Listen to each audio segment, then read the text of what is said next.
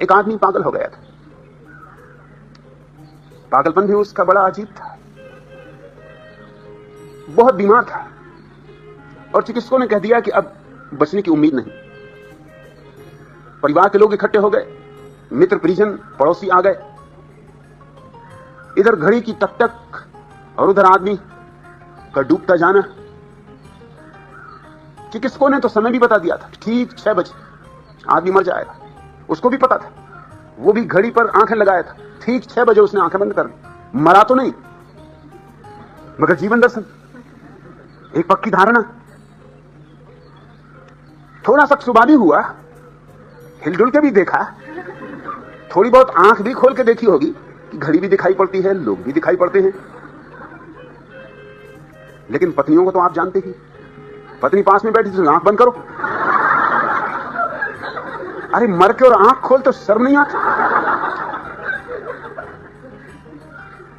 और जब चिकित्सक ने कहा है, और सबसे बड़े चिकित्सक ने कहा है, और 1000 रुपये फीस भरी, तो कोई झूठ थोड़ी कहेगा। तुम मर चुके।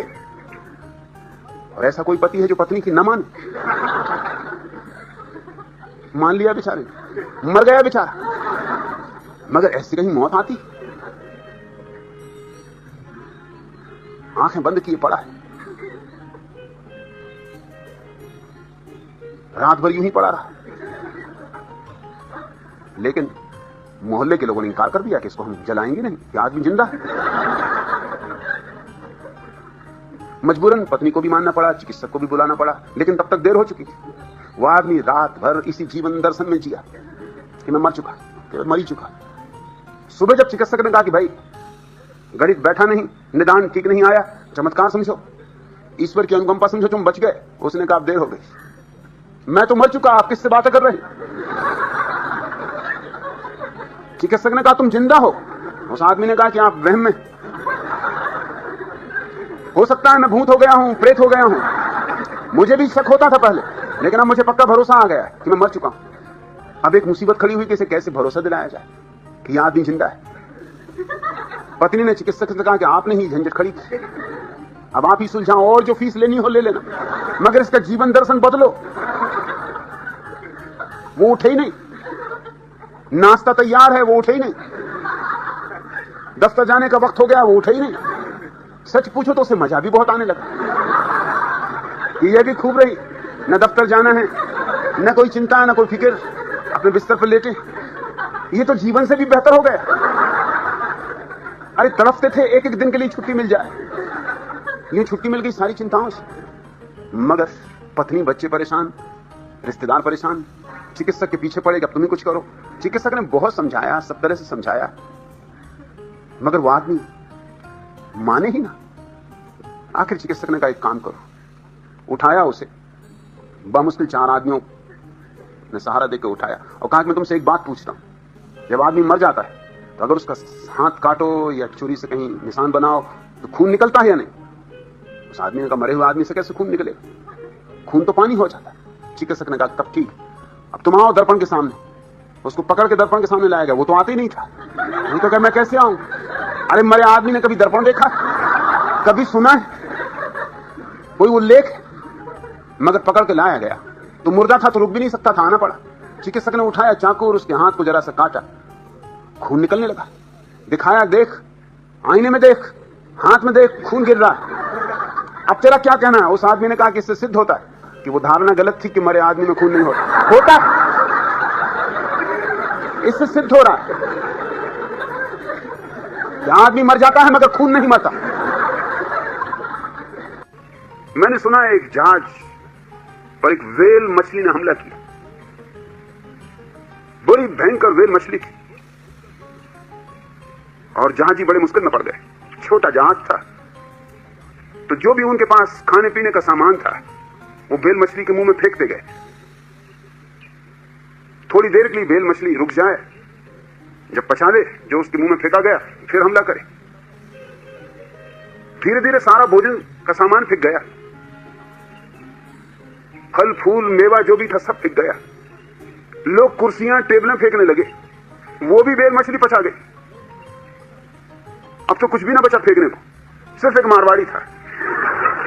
जो सबसे मोटा था, और ये मौका लोगों ने देखा कि चूकने जैसा नहीं, मारवाड़ी से भी छुटकारा हो जाएगा, तो उन्होंने मारवाड़ी को फेंक दिया,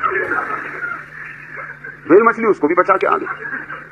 तब मल्लाहों ने सोचा कि अब कोई उपाय नहीं, अगर ये मारवाड़ी को बचा गई तो अब सबको बचा जाएगी, अब बेहतर है जूझ लेना। तो उठा के भाले और तलवारें वो टूट पड़े भेल मछली पर, यह आखिरी उपाय था। और अंततः उन्होंने भेल को मार डाला, उसको खींचा जहाज पर और उसको काटा। पीछे तो दृश्य देखा, देख के चौंक गए। मारवाड़ी ने दुकान खोल दी, कुर्सी पे बैठा हुआ था, टेबल सामने रखी थी, संतरे, मेवे, काजू, किशमिश बेच रहा था। पुराने लोग जो भेल मछली खा गए होगी कभी, वो बेचारे खरीद रहे थे।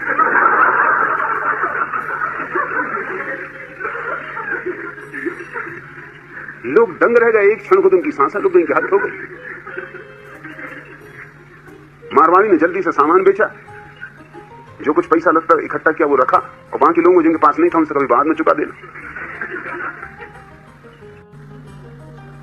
एक नए नए दर्जी को नौकरी रखा और उसने एक इस तरह का सूट तैयार किया कि वो सूट बिके ही नहीं, था ही ऐसा बेहुदा। रंग भी उसने ऐसे चुने थे कि जो देखे उसको एकदम हटा दे, हटाओ इसको, हमने इसको कौन पहनेगा। उसकी डिजाइन भी ऐसी थी कि जो पहने वही सर्कस का जोकर मालूम पड़े। मालिक ने कहा कि तुमने कीमती वस्त्र खराब किया है, 7 दिन का वक्त देता हूं, मैं छुट्टी पे जा रहा हूं। 7 दिन के भीतर ये जो तुम चीज बनाई है बिकनी ही चाहिए, अगर नहीं बिकी तो तुम्हारी नौकरी खत्म। 7 दिन बाद मालिक लौटा, देखा कि उसका सहयोगी कई जगह पट्टियां बंधी, लंगड़ा लंगड़ा के चल रहा है। पूछा कि क्या हुआ भाई? उसने कहा और तो सब ठीक है,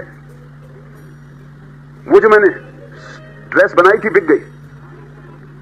मालिक ने कहा चलो वो तो ठीक हुआ, बिकी, मगर तुम्हारी ये हालत कैसी हुई? उसने कहा कि अंधे आदमी को बेच, मगर उसके कुत्ते ने मेरी फजीयत कर दी। अंधे के सिवा उसको कोई लेने को तैयार था भी नहीं। किसी तरह अंधे को राजी किया, मगर कुत्ते ने हलाकान कर डाला। कुत्ता इंकार करता था कि मत खरीदो, अंधे को खींच के बाहर ले जाना चाहता था, और मेरे जीवन के लिए वही एक मौका था। मैं भी जूझ गया कुत्ते से, क्योंकि फिर अंधा आए या ना आए और 7 दिन निकले जा रहे हैं। तो हालांकि मेरी फजीयत हो गई, फ्रैक्चर भी हो गया, जगह जगह खाल मेरी छिल गई, खूना खान कर दिया, मैं कुत्ता भी बड़ा खतरनाक था। क्योंकि मेरे पिता के पिता थे, उनको बड़ा शौक था पैर दबाने का, उनसे बच के निकलना पड़ता था। उन्होंने देखा तो उन्होंने कहा आओ जरा पैर दबाओ।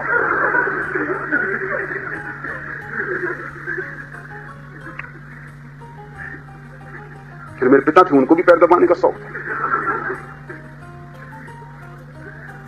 उन दोनों ने मुझे बिल्कुल चौंका ही दिया।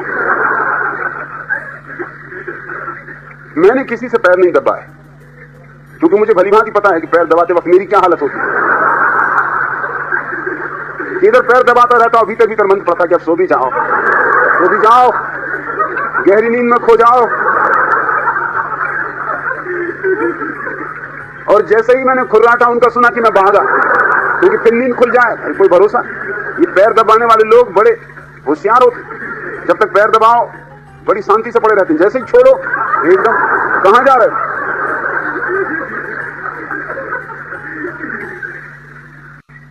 मैंने भी एक बुढ़िया को रास्ता पाकर आया, तब थोड़ा पादरी संकित हुआ कि दोनों को बुढ़ियां मिल गई, मगर बुढ़ियां भी कोई कम थोड़ी हैं, इतना बड़ा गांव होंगी, कोई बात नहीं। उसने कहा अच्छा किया, बहुत अच्छा किया, लाभ पाओगे। तीसरे ने हाथ उठाया, मैंने भी एक बुढ़िया को पार किया।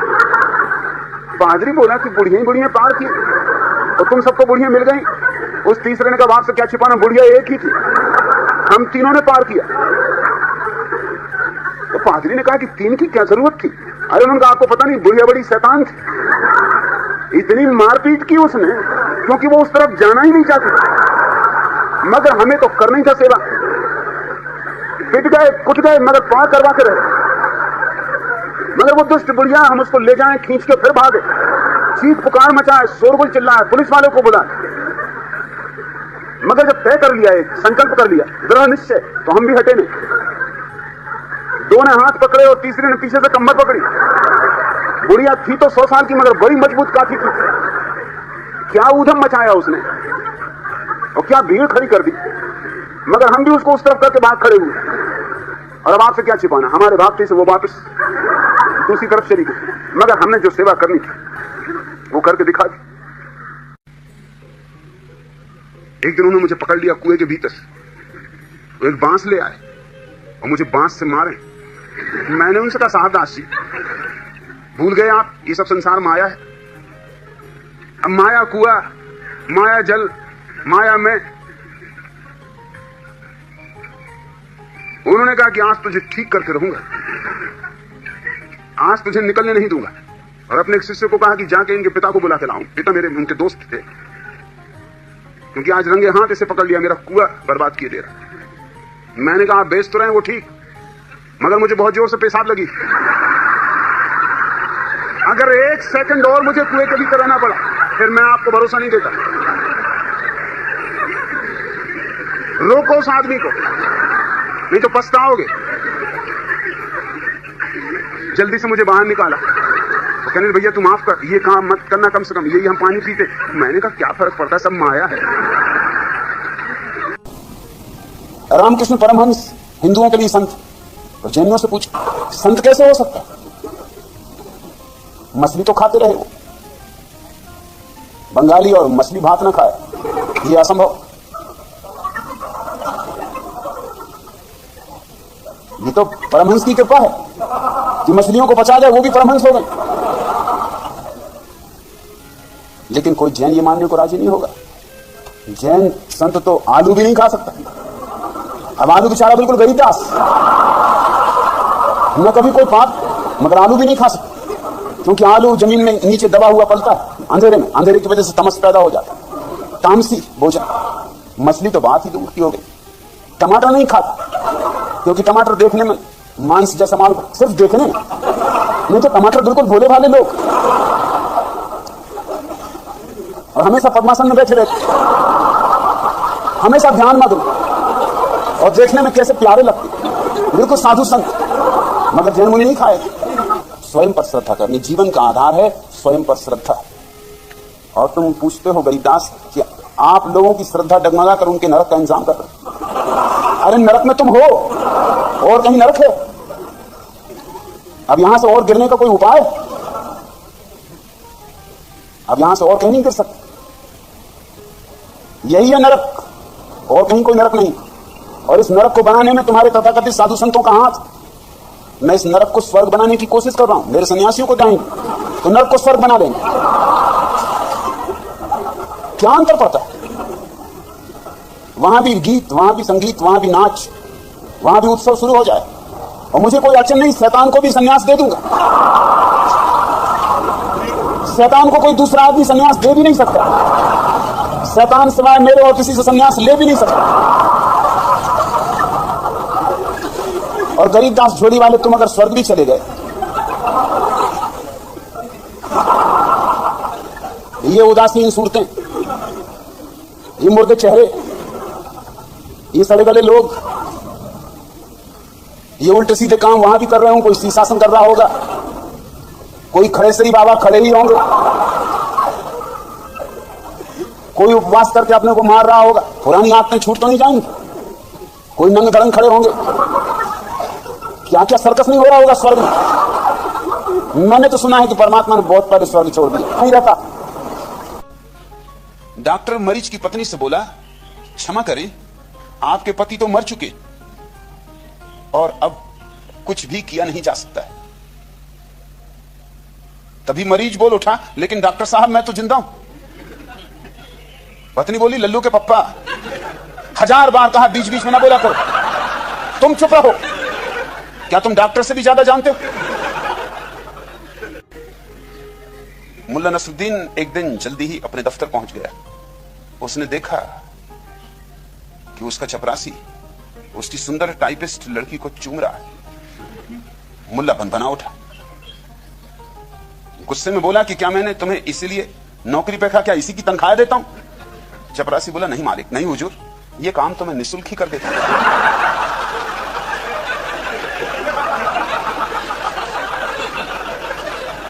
डॉक्टर ने मरीज को सलाह दी कि वह कुछ दिन तक हल्का फुल्का काम करे। फिर पूछा, वैसे तुम काम क्या करते हो जी? मरीज ने कहा, आपसे क्या छिपाना, घरों में सेंध लगाता हूं। कोई बात नहीं, लेकिन डॉक्टर साहब कुछ दिन जेब काट कर ही काम चला लूंगा। हल्का फुल्का काम ही करेंगे, सेंध ना लगाएंगे, जेब काटेंगे। ऑस्कर वाइल्ड का नाटक पहली ही रात फेल हो गया। दूसरे दिन उसके मित्रों ने पूछा, कहो यार, कल तुम्हारा नाटक कैसा रहा? ऑस्कर वाइल्ड ने जवाब दिया, नाटक बेहद सफल रहा, लेकिन देखने वाले फेल हो गए।